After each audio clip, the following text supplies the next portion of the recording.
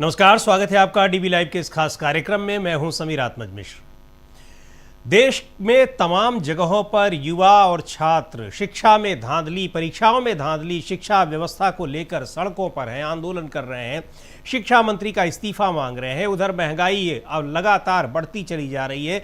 तमाम मुद्दे ऐसे हैं जिस पर सरकार घिरी हुई है, लेकिन सरकार प्रधानमंत्री नरेंद्र मोदी के एक के बाद एक रिकॉर्ड ढूंढ रही है कि कौन कौन से रिकॉर्ड प्रधानमंत्री ने बनाए हैं और किस तरीके से उसको रिकॉर्ड की श्रेणी में लाया जा सके। लेकिन रिकॉर्ड कहां पहुंच गया है, महंगाई का रिकॉर्ड कहां पहुंच गया है, ये रिकॉर्ड नहीं, बल्कि प्रधानमंत्री कितने दिन कितने घंटे प्रधानमंत्री रहे, किसका किसका उन्होंने रिकॉर्ड तोड़ा है। ये मुद्दे प्रधानमंत्री नरेंद्र मोदी के नेतृत्व वाली सरकार के लिए कहीं ज़्यादा महत्वपूर्ण दिखाई पड़ रहे हैं। उधर देश में हज़ारों की संख्या में अलग अलग शहरों में लगातार छात्र और युवा सड़कों पर उतरे हुए हैं, मांग कर रहे हैं कि शिक्षा मंत्री इस्तीफा दें, प्रधानमंत्री उनको बर्खास्त करें, लेकिन उस पर सुनवाई नहीं हो रही है। हाँ, सरकार एक और चीज़ में व्यस्त है, खास तौर पर पश्चिम बंगाल में देखने में आ रहा है कैसे तृणमूल कांग्रेस के नेताओं को पार्टी से निकालकर अपने में शामिल किया जाए, अपनी पार्टी में शामिल किया जाए, कैसे राज्यसभा में दूसरी पार्टियों के विधायकों को तोड़कर उसको बीजेपी के जो विधायकों को राज्यसभा में पहुंचाया जाए, एमएलसी बनाया जाए। यानी जोड़ तोड़ जितने भी तरीके से किया जा सकता है वो सब कुछ यहाँ पर हो रहा है। लेकिन सरकार को क्या करना चाहिए उस पर सरकार गंभीर नहीं दिखाई पड़ती है, खासकर युवाओं के लिए और आम नागरिकों के लिए। तो ये जो रिकॉर्ड बन रहे हैं, किस तरीके के रिकॉर्ड बन रहे हैं और देश के युवाओं, आम लोगों की समस्याओं को लेकर इतनी बेखबर कैसे है सरकार, इस पर बात करने के लिए हमारे साथ हैं प्रोफेसर अखिल स्वामी जी, राजनीतिक विश्लेषक। सर, बहुत बहुत स्वागत है आपका इस कार्यक्रम में। और एक नया शिगुफा छोड़ा गया है कि अब पिछले साल तो कहा गया कि इंदिरा गांधी का रिकॉर्ड तोड़ दिया प्रधानमंत्री ने, अब रिकॉर्ड तोड़ दे रहे हैं जवाहरलाल नेहरू का। तो ये सारे रिकॉर्ड तोड़ रहे हैं, कोई दिक्कत नहीं है। जिस तरीके से आप गिनती करिए कि इतने घंटे, इतने दिन या कितने समय तक कुर्सी पर रहे, बहुत सारे तरीके के रिकॉर्ड बन सकते हैं। लेकिन सवाल ये है कि प्रधानमंत्री के तौर पर अभी आज की जो ज़रूरतें हैं, आज के जो मुद्दे हैं, उनको प्रधानमंत्री कैसे डील कर रहे हैं। तो क्या लग रहा है आपको इन रिकॉर्डों की पृष्ठभूमि में जो प्रधानमंत्री का जो ये कार्यकाल है, जिस तरह से सड़कों पर युवा छात्र दिखाई पड़ रहे हैं, अपनी उनकी सिर्फ ये मांग है कि कम से कम सरकार हमारी परीक्षा तो ठीक से ले ले, साल भर हम पढ़ रहे हैं, परीक्षा तो ठीक से ले ले, इस मांग को पूरा नहीं किया जा पा रहा है। उसमें परीक्षाओं में धांधली हो रही है और इधर सरकार अपने दिन गिन रही है कि हम कितने दिन हमने सरकार चलाई, कितने दिन हम प्रधानमंत्री के तौर पर रहे। किस तरीके से देखते हैं सर इसको आप? भाई मिश्रा जी, देखिए, पहली बात तो यह है, अगर कह रहे हैं कि हमने पंडित जवाहरलाल नेहरू का रिकॉर्ड तोड़ दिया जी, इसका मतलब आज जो भी दुर्व्यवस्था है, जो भी परेशानी है, उसके लिए पंडित जवाहरलाल नेहरू तो दोषी नहीं है। भाई, अगर कोई आदमी मान लीजिए 1-1.5 साल के लिए प्राइम मिनिस्टर बने या विभागाध्यक्ष बने, तो वो कह सकता है कि भाई 1-1.5 साल तो मैं पुरानी चीजों को ठीक कर रहा था, हाँ, अब मैं जम गया हूं, अब मैं इसे ठीक करके दिखाऊंगा।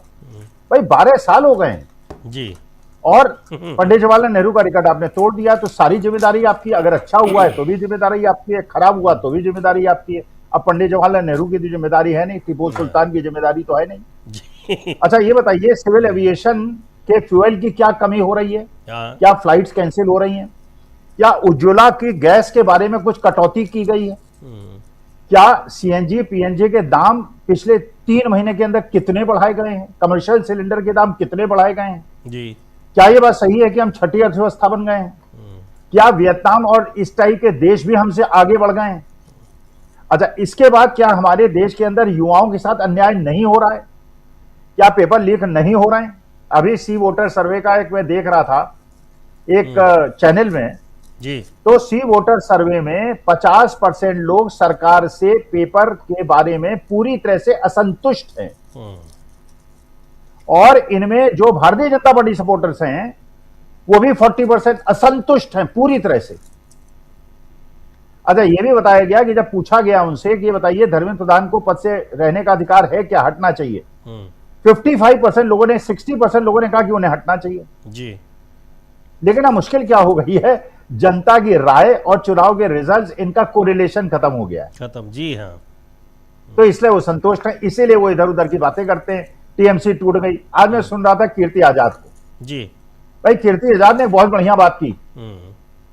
कीर्ति आजाद ने कहा कि भाई वेस्ट बंगाल के अंदर जो पार्लियामेंट इलेक्शन हुआ था और जो भी मेंबर ऑफ पार्लियामेंट आज टूट के जा रहे हैं, ये सारे के सारे इलेक्शन लड़े थे और इनके टीएमसी के वर्कर्स ने इनके लिए जान लगाई थी।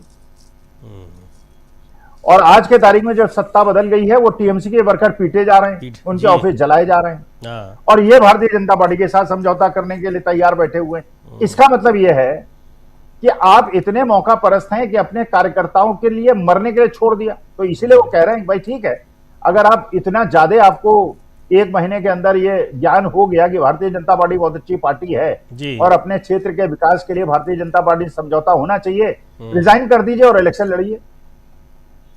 देखिए, अग्निवीर आपने बना दिए, पेपर आप करा नहीं पा रहे, देश की अर्थव्यवस्था बर्बाद हो रही है, गरीब आदमी गरीब होता जा रहा है। ये तो हम लोग बहुत सारी बातें कर चुके हैं, लेकिन सबसे बड़ा, अगर आप अपने सेवा काल का दंड भर रहे हैं, इसका माने सारे की सारी जिम्मेदारी आपकी है। भाई पंडित जवाहरलाल नेहरू ने हमारे देश का अगर फाउंडेशन रखा तो उन्होंने जितने काल में फाउंडेशन को रखा उतना तो आपने 12 साल में फाउंडेशन को खराब कर दिया। तो 12 साल में उन्होंने बनाया, 12 साल में आपने खत्म कर दिया।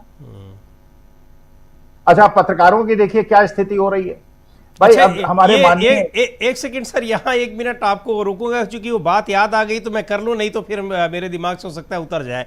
आपने ये जो कहा कि आपने 12 साल में फाउंडेशन तैयार की और आपने क्या किया, ये अभी मैं देख रहा था सोशल मीडिया में कि 12 साल के अपने कार्यकाल में प्रधानमंत्री नेहरू या जो भी उनका कार्यकाल था, ये 12 साल कह रहे हैं लेकिन कार्यकाल उनका ज़्यादा था, उन्होंने अपने कार्यकाल में जितनी चीज़ों को बनाया, जितनी जो निर्माण किया एक तरीके से, उनको अभी तक आप बेच तक नहीं पाए हैं। इतनी चीज़ें उन्होंने बनाई कि उसको आप पूरा अभियान चलाकर बेच रहे हैं, लेकिन अभी तक पूरी तरह से वो चीज़ें बेच नहीं पाए हैं। तो ये सोशल मीडिया पर ये कंपैरिजन चल रहा है।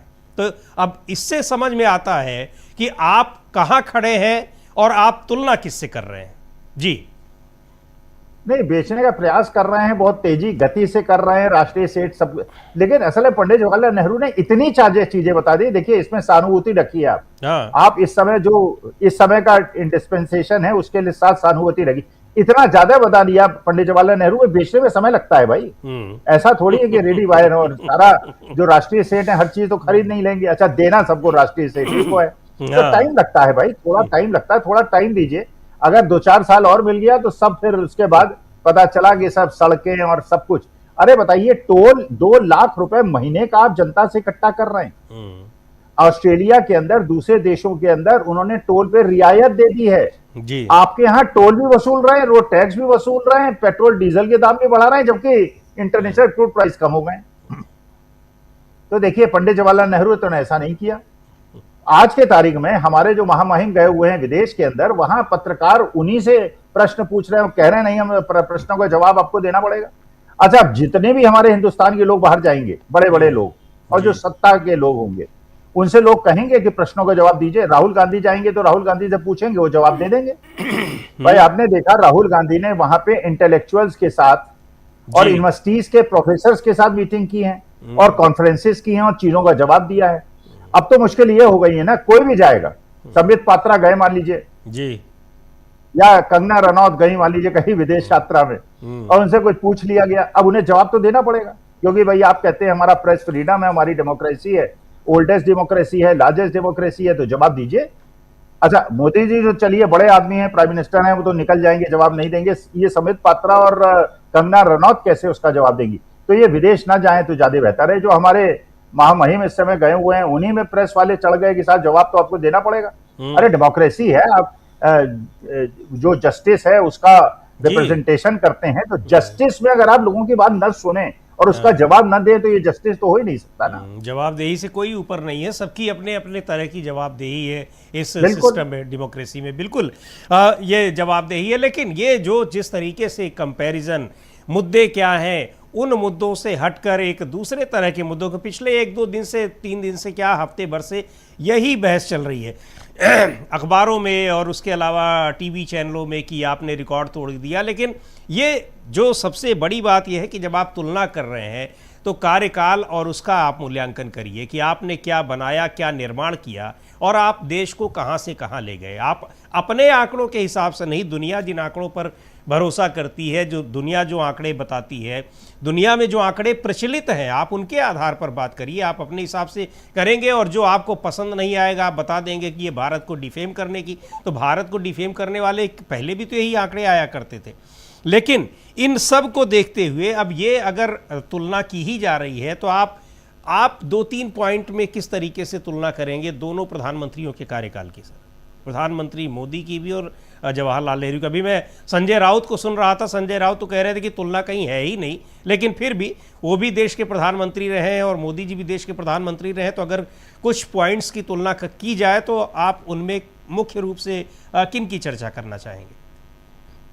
देखिए, जब भी किसी के कार्यकाल की तुलना की जाती है जी, तो ये देखा जाता है वो जब आया था तो स्थिति क्या थी और जब वो छोड़ के गया तब स्थिति क्या थी। जी, अच्छा, अगर मान लीजिए 1-1.5 साल का टाइम होता, मान लीजिए वीपी सिंह को मिला, चंद्रशेखर को मिला, ये आई.के. गुजराल को मिला, उसको नहीं कंपेयर कर सकते। वो कह सकता है भाई 1-1.5 साल में मैं कैसे स्थिति को ठीक कर देता। लेकिन भाई मोदी जी ने शुरू में कहा था और हमने उनकी बात मानी भी थी कि भाई अभी तो मैं आया हूं, अभी तो मैं गंदगी खत्म कर रहा हूं, अभी तो गड्ढे खत्म कर रहा हूं। ठीक है, मान लिया था हमने। अब तो पंडित जवाहरलाल नेहरू के टाइम पीरियड को आपने क्रॉस कर दिया। जब पंडित जवाहरलाल नेहरू ने इस देश को लिया था तो हमारे देश के अंदर तो कुछ था ही नहीं जी, अंग्रेज हमारा शोषण करते थे, यहां सारा कपड़ा बन के ब्रिटेन से आया करता था। तभी तो महात्मा गांधी ने कपड़ों की, विदेशी कपड़ों की आग लगाई थी और उनकी होली जलाई थी। भाई हमारे देश के अंदर कौन सा एस्टेब्लिशमेंट था? एक एस्टेब्लिशमेंट का नाम बता दीजिए। इमारतें थी, उन इमारतों के आप नाम बदलते फिरते हैं। इमारतों के अलावा तो और इमारतें भी जो उन्होंने बनाई थी अपने कन्वीनियंस के लिए बनाई थी, एस्टेब्लिशमेंट्स तो नहीं बनाए थे, फैक्ट्रियां तो नहीं बनाई थी ना। उन्होंने ओएनजीसी जैसी, स्टील अथॉरिटी ऑफ इंडिया जैसी, एटॉमिक पावर ये स्टेशन बीएआरसी जैसी, और सिविल, मतलब हर क्षेत्र में जी। क्योंकि पंडित जवाहरलाल नेहरू पढ़े लिखे आदमी थे, उनको पता था कि फाउंडेशन बनानी पड़ती है जब आप रॉ से काम शुरू कर रहे हैं। तो उन्होंने देश को 12 साल के अंदर फाउंडेशन से यहां तक पहुंचाया। अच्छा, फिर पंडित जवाहरलाल नेहरू ने अपनी तमाम इलाहाबाद यूनिवर्सिटी, अपने इलाहाबाद की सारी स्वराज भवन, आनंद भवन, सारा देश को दान दे दिया। ये बताइए, आज 10,000 करोड़ रुपए भारतीय जनता पार्टी के खाते में हैं। पीएम केयर फंड में कितने होंगे मुझे नहीं पता, वो भी अच्छे खासे पैसे होंगे। तो अगर 10,000 करोड़ रुपए भारतीय जनता पार्टी के खाते में हैं और 100 करोड़ रुपए कांग्रेस के खाते में है, 10,000 करोड़ और 100 करोड़ जी, तो भैया 10,000 करोड़ से हमारे देश के गरीब जनता को राहत दे दो। आज तो हमारे देश की आर्थिक स्थिति 1947 से तो बहुत बेहतर है।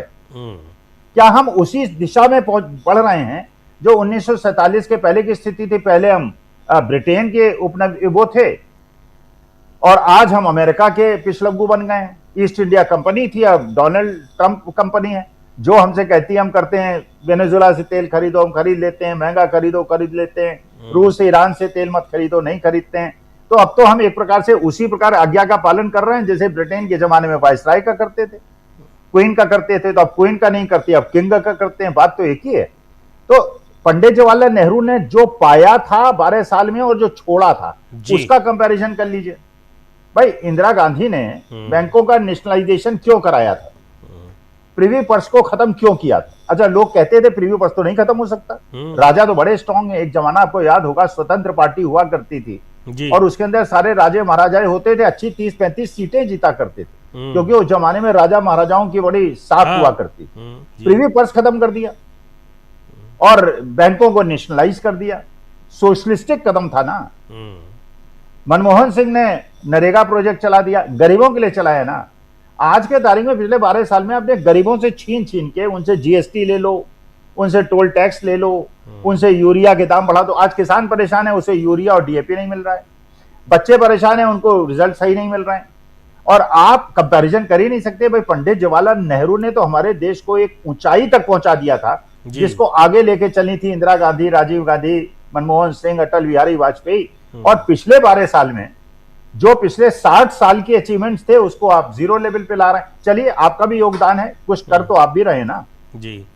अच्छा, एक चीज़ और भी कि आप एक तरीके से एक सेलिब्रेशन कर रहे हैं कि आप सबसे लंबा कार्यकाल आपने नेहरू जी का रिकॉर्ड तोड़ दिया, और जब वो बना रहे हैं तो आप वहीं पर एक बड़ा कदम ये उठा रहे हैं जिसको अभी तक प्रचारित कर रहे थे, उज्ज्वला योजना को, तो पहले आपने महीने में 1 सिलेंडर दिया, फिर आपने कहा नहीं ये ज़्यादा है, फिर आपने 9 कर दिया, और अब उसको कह रहे हैं कि अब 4 ही बहुत है, आप 4 सिलेंडर में ही काम चलाइए।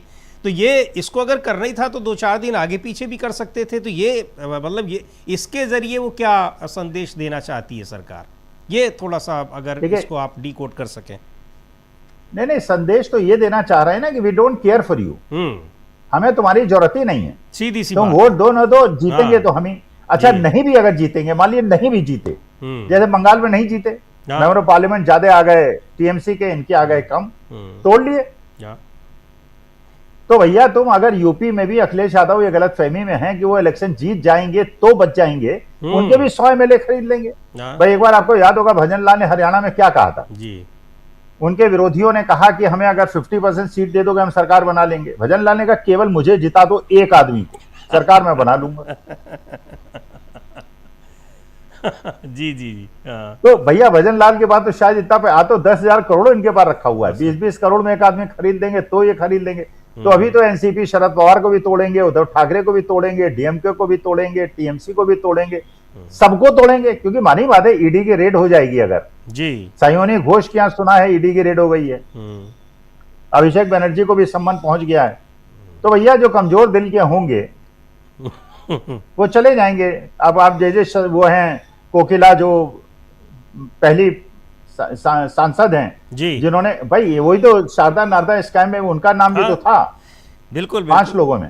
तो ठीक है, अब जिनके पास देखिए ये सब चीजें हैं, अब उसे जो जहांगीर खान था उसको अरेस्ट कर लिया, जबकि वो इलेक्शन ही नहीं लड़ा, लेकिन उसे भी अरेस्ट कर लिया, और उसको भी देखिएगा कहीं काउंटर कर देंगे। आज मैं देख रहा था कि तमाम जगह तमाम लोग ये सोशल मीडिया पे इस बात की चर्चा हो रही है कि ये पश्चिम बंगाल से 2 खबरें आ रही हैं। एक तो ये है कि टीएमसी के नेता गिरफ्तार हो रहे हैं, और दूसरा ये कि टीएमसी के नेता अपनी पार्टी छोड़कर वो एनडीए की तरफ, बीजेपी की तरफ आ रहे हैं। अपनी पार्टी छोड़ने का मतलब कि वो इधर ही आएंगे और कहाँ जाएंगे। तो ये बिल्कुल क्लियर है कि ज़्यादातर जो लोग छोड़ रहे हैं पार्टी, कहीं न कहीं किसी न किसी स्कैम में है, और उनको या तो कहा गया है या तो बिना कहे ही उनको ये पता है कि क्या कुछ होने वाला है। अब यूसुफ पठान को भी गुजरात से लाकर ममता बनर्जी ने वहाँ चुनाव लड़वाया अधीर रंजन चौधरी के खिलाफ। अधीर रंजन चौधरी आज कह रहे थे कि उस समय ममता बनर्जी को भी सोचना चाहिए था। उन्होंने वहाँ के मतदाताओं से मेरे खिलाफ कहा कि अभी तक आपने दादा को जिताया है, आप भाई को जिताइए। तो जो उन्होंने किया, अब आज यूसुफ पठान वो भी बागी हो गए हैं। उनके लिए भी बताया जा रहा है कि किसी न किसी ज़मीन की ख़रीद में किसी घोटाले में फंसे हुए हैं, तो उनकी मजबूरी है। तो ये चीज़ें कि आप अगर उधर आ गए, जिसको कहते हैं कि बिल्कुल नीट एंड क्लीन पार्टी, वहाँ आपके सारे दाग अपने आप धुल जाते हैं, मतलब वो बिल्कुल कोई दिक्कत नहीं होती है। और यहाँ अगर आप रहे नहीं आए तो फिर आपके खिलाफ जो है वो केस होगा, छापेमारी होगी, आप जेल जाएंगे। ये एक तरह से मतलब इसको भी ये जो 12 साल की उपलब्धियां हैं, उन उपलब्धियों में ये सारी चीज़ें भी जोड़ी जानी चाहिए। मुझे नहीं लगता कि नेहरू ने भी इस तरह किया होगा, उनके कार्यकाल में भी ऐसे बड़े पैमाने पर इस तरह की घटनाएं हुई होंगी। पार्टियों में तो आने जाने का क्रम हमेशा रहता है, लेकिन ये जो चीज़ें हैं, ये जो उपलब्धि है, क्या नेहरू अपने कार्यकाल में, पूरे कार्यकाल में ये उपलब्धि अर्जित कर पाए थे?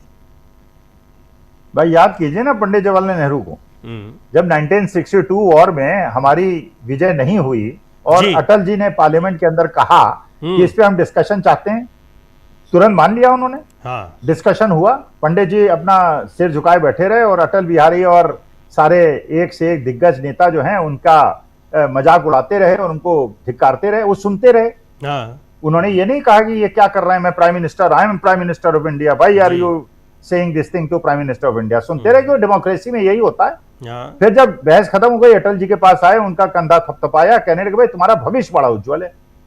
आपको याद होगा एक व्यंग्यकार ने उनका एक कार्टून बना दिया जी।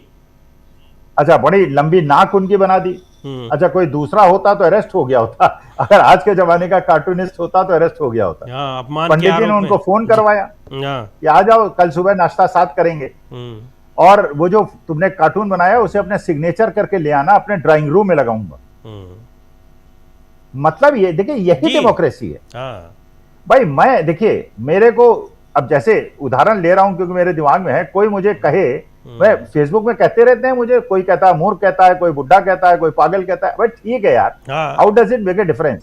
लेकिन अगर मैंने किसी को मूर्ख कह दिया तो वो डिफेमेशन मेरे खिलाफ फाइल कर देगा कि साहब ये मूर्ख मुझे कह रहे। अरे यार, मूर्ख इज ए परसेप्शन जी। जैसे मान लीजिए अभी ये आज तक का और ये पत्र इनका केस चल रहा है। भाई मानी बात है कि अब हाई कोर्ट ने कहा है कि ठीक है एविडेंस आएंगे, सब कुछ आएंगे। भाई अगर मास कम्युनिकेशन की डिग्री करने वाले को ये सर्टिफिकेट मिल जाता है कि उसे पत्रकार ही माना जाए, तो उस पत्रकार ने तो मास कम्युनिकेशन की डिग्री की हुई है, लेकिन डिग्री है उसके पास, लेकिन जो धर्म है उसका पालन नहीं कर रहा। भाई मैं अगर अध्यापक हूं और मैं अपने धर्म का पालन नहीं कर रहा हूं तो मैं पाखंडी हूं। मेरा धर्म क्या है? मेरा धर्म यह है, मेरी क्लास में बैठा हुआ हर आदमी, गरीब हो या अमीर हो, किस जात का है, किस धर्म का है, I have to be equal to all. If I don't do that, I'm not supposed to be called a teacher. तो धर्म का पालन करना चाहिए ना आदमी को। तो देखिए वास्तविकता यह है कि जो नेहरू ने दिखाया था वो असली डेमोक्रेसी, आपको याद ही होगा, पता ही है हमारे देशवासियों को, एक बूढ़ी औरत ने कॉलर पकड़ लिया पंडित जी का, ये क्या हुआ, क्या दिया तुमने, क्या मिला पंडित हमें तुमसे? उसने कहा यही मिला तो मेरा गर्दन पकड़े हुए। गर्दन पकड़ अंग्रेज के जमाने में किसी अगर हवलदार की भी गर्दन पकड़ ली होती ना, डंडे से मार मार के फांसी पे चढ़ा देता। ये है डेमोक्रेसी। आज के तारीख में आप जरा कुछ अगेंस्ट बोल के दिखा दीजिए। अरे अच्छा, आप जो कह रहे थे ना, बोल के क्या दिखा दीजिए? सरनेम की तुलना कर ली राहुल गांधी ने, उनको सजा हो गई और उनकी सांसदी चली गई। अब इससे बड़ा उदाहरण और क्या होगा? ना जाने कितने केस चल रहे हैं कितने लोगों के खिलाफ कि उन्होंने योगी आदित्यनाथ को कुछ कह दिया, उन्होंने मोदी को कह दिया, उन्होंने अमित शाह को कह दिया, डिफेमेशन केस। इतने में उन लोगों की भावनाएं आहत हो जाती हैं और जेल चले जाते हैं और बताया जाता है कि कांग्रेस पार्टी ने इमरजेंसी लगाई थी। अब ये किस इमरजेंसी से कम है कि आप आलोचना बर्दाश्त नहीं कर पाते हैं और आलोचनाओं के कारण आप लोगों के खिलाफ केस करवा देते हैं। लोगों की भावनाएं आहत हो गई तो आप केस, और अदालतों में भी बाकायदा उसकी सुनवाई होती है। मुझे लगता है कि इस तरह के जो मामले होते हैं, हालांकि एक दो बार फटकार लगी भी है कुछ पिटिशनर्स को, हमने देखा है, लेकिन ऐसे केसेस को तो वहां पर एंटरटेन ही नहीं करना चाहिए। वैसे ही इतना बड़ा बोझ है अदालतों के ऊपर, पर होता है, ये सारी चीजें होती हैं। लेकिन ये पता लगता है कि जो सत्ता है, जो सरकार है, उसकी कार्यशैली कैसी है, ये साफ। तो ये इस तरह के कंपैरिजन अगर हो, उनका कोई तुलना हो तो समझ में आता है। लेकिन तुलना हो रही कि कितने दिन, कितना महीना, कितने साल, कौन चुनाव के बाद कितना बना, कितने दिन कुर्सी पर बैठा, भी हो सकता है किसी दिन ये भी आ जाए कि कितने घंटे काम करने का रिकॉर्ड है। अभी तो ये दिन का था, तो हो सकता है कि प्रधानमंत्री नेहरू ने आधिकारिक रूप से कुछ छुट्टी ली हो, क्योंकि हर प्रधानमंत्री कुछ ना कुछ अपने घरेलू कामों के लिए छुट्टियां लेता है। मनमोहन सिंह भी लेते थे, राजीव गांधी भी, सभी प्रधानमंत्री लेते हैं। लेकिन प्रधानमंत्री नरेंद्र मोदी के लिए कहा जाता है कि अभी नहीं, वो गुजरात के मुख्यमंत्री से लेकर और अभी तक जितना उन्होंने कार्यकाल उनका रहा है, अभी तक उन्होंने छुट्टी ही नहीं ली कभी।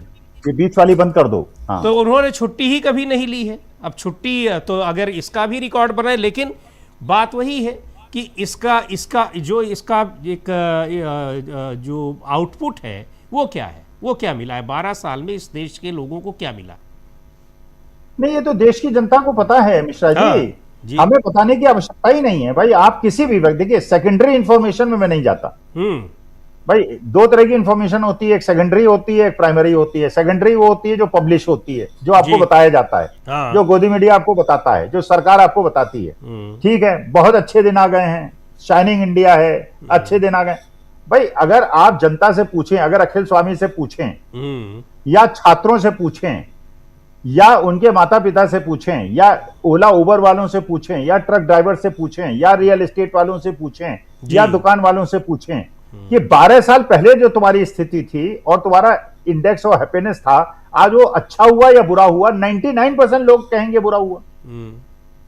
भाई क्या किसी की आमदनी बढ़ी है 2 राष्ट्रीय स्टेटों को छोड़ के? पहले ये स्थिति थी, नौकरियां मांगने जाते थे आईटी कंपनी में, आप सुनते ही थे कि आईटी में मालिक लोग 10% 12% का इंक्रीमेंट देते थे। भैया छोड़ के मत जाना यार।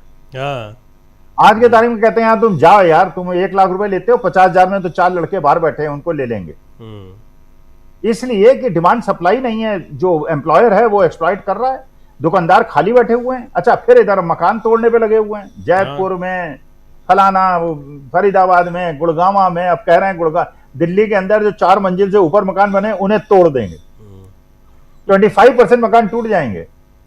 नहीं देखिए सर, ये भी एक अलग बहस का मुद्दा है और इसको लेकर बातें होती भी हैं कि आप तोड़ दीजिए, वो नियम के अगेंस्ट जाकर वो बने हुए हैं, लेकिन ये है कि आपका वो सिस्टम कहाँ चला गया जब यहाँ हजारों नहीं लाखों की संख्या में ऐसे आपने 3 मंजिल 2 मंजिल की परमिशन दी और 4-4 5-5 6-6 मंजिल बनते चले गए। वो उसको देखने वाला कोई सिस्टम नहीं है क्या?